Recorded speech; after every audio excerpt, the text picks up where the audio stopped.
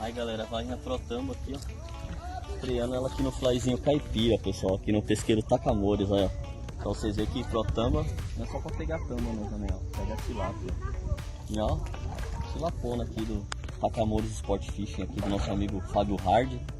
Ó, funciona bonito, ó a varinha protamba aqui em Vergonha, né? Você até rodou aqui, ó. Passa por baixo aqui. Vamos pegar ela aqui.